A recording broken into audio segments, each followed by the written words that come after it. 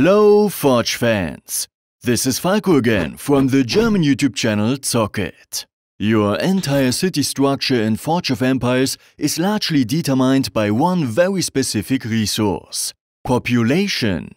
What is population? Where do you get it? And what do you need it for? And how do you get the optimal balance?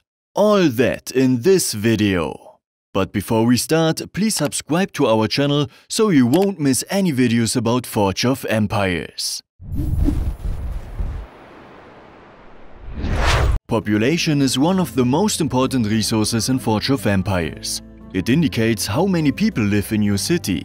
This is important because they are necessary for further growth of your city. Most of the buildings you can build need free or unemployed population to be constructed.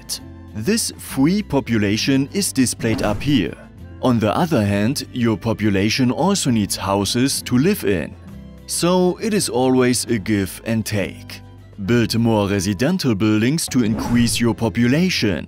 You can then use the newly gained and still unemployed population to build more production facilities for supplies or goods. If you have too little unemployed population, you cannot build more production buildings. However, if your entire population is working, you will not be able to demolish any residential buildings. To do this, you must first demolish production buildings to get more free population. Only then you can also demolish their houses, causing them to leave your city and your population to shrink. However, you don't have to rely exclusively on typical residential buildings from the building menu to increase your population. Many of the main buildings from events, the Antique Dealer, or some game modes like Guild Expeditions are also residential buildings which bring a large amount of population in addition to their many other productions. This allows you to use the space that would normally be occupied by residences that only house population and produce coins even more efficiently by producing supplies, goods, forge points and many other boosts in the same space in addition to merely population and coins. The best special buildings are among the main prizes to be won at events and other features in the game. Accordingly, it can be very worthwhile to actively participate in events.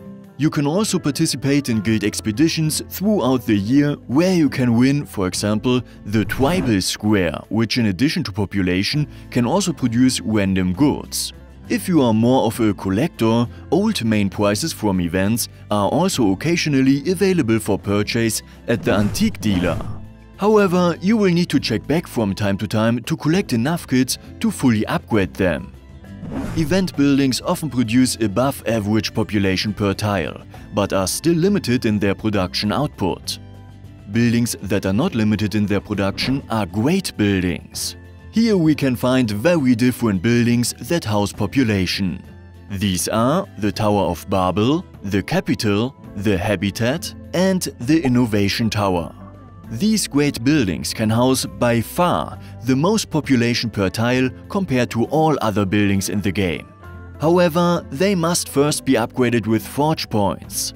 But they aren't limited in any cap and you can upgrade them as far as you want to increase your population.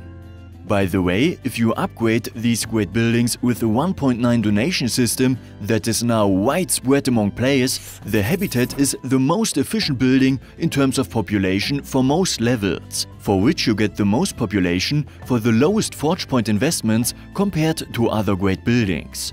However, the Innovation Tower also produces forge points in return.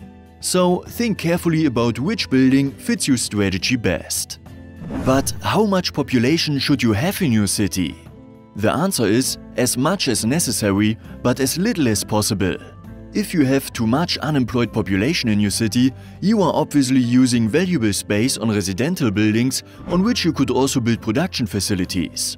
On the other hand, if you have too little population, you won't be able to build on some of your land because you won't have enough population to build more production facilities. To strike this balance well, you should try to create a mix of special buildings, residential buildings and great buildings. However, for most players this is only necessary at the beginning of the game. If you have been playing for a while, the population provided by special and great buildings is often more than enough to cover your needs.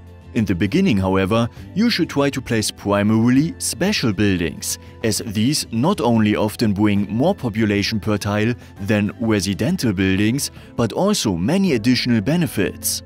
With small residential buildings, you can increase your demand in small steps, as much as you need. Finally, with great buildings, you can fine-tune. Do you still need some population, but you don't have enough space for more houses? Then simply upgrade your great building that provides your city with population by 1 or 2 levels to get some population. How did you achieve the right balance of population in your city? Let us know in the comments below. Also, don't forget to like and subscribe to this channel so you don't miss any news about Forge of Empires. See you soon!